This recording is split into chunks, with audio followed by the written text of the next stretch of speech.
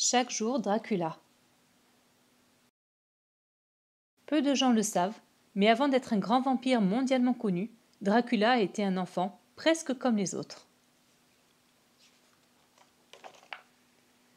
Ce que tout le monde ignore, c'est qu'il n'aimait pas du tout l'école. Mais alors, pas du tout, du tout. Il n'était pas mauvais élève, bien au contraire. Sa maîtresse, Madame Stoker, n'était absolument pas terrifiante, loin de là. Non, le souci se situait plutôt dans le comportement de certains camarades à son égard. Chouchou. Il l'avait pris comme tête de Turc, un comble pour lui qui venait de Transylvanie. « S'il vous plaît, laissez-moi, qu'est-ce que je vous ai fait à la fin ?» Et cela déployait donc une folle énergie pour le martyriser. « T'auras la paix quand t'auras plus les yeux rouges. Et aussi quand tu causeras normalement, tu parles comme un livre. Ouais, et quand t'auras plus les dents qui dépassent de ta bouche. » Tout était prétexte à le montrer du doigt et rire à ses dépens. « Mais lâchez-moi !» Et ça, c'était dans les bons jours. Monstre. Sa nature de vampire le rendait différent aux yeux des petits caïds de sa classe. Quel planqué, celui-là! Dracula, il est dispensé de sport chaque fois qu'on est dehors. Ouais, soi-disant qu'il a la peau trop fragile pour être exposé au soleil, se cacher l'aspirine. Ah, l'intello blanquito!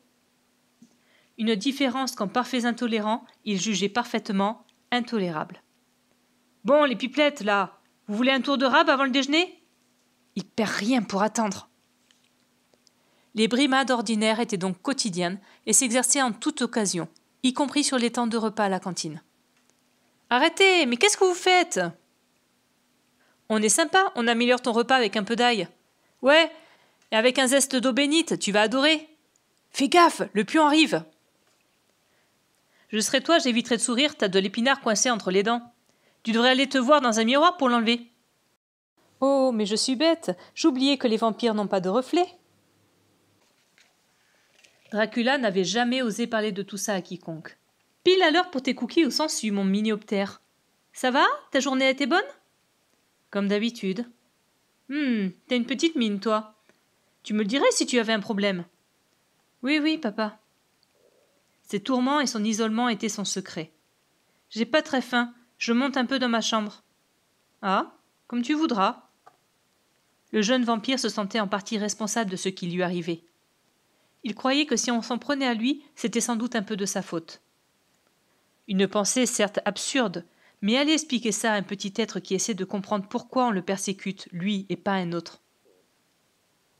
Taire le harcèlement vécu à l'école était aussi une façon pour Dracula de ne pas ramener des petits bouts de cauchemar à la maison, de les laisser loin de son intimité en somme. Le mutisme est parfois une façon de laisser le mal à l'extérieur. Pourtant, pour la première fois ce soir-là, le besoin de se confier fut le plus fort. « Tu sais, papa, parfois on m'embête à l'école. »«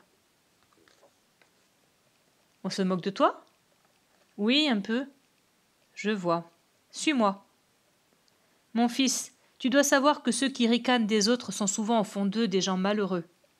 Montrer du doigt, faire des remarques désagréables sur l'autre parce qu'on le juge différent, c'est souvent une manière de cacher un mal-être, de provoquer les rires et ainsi se sentir populaire.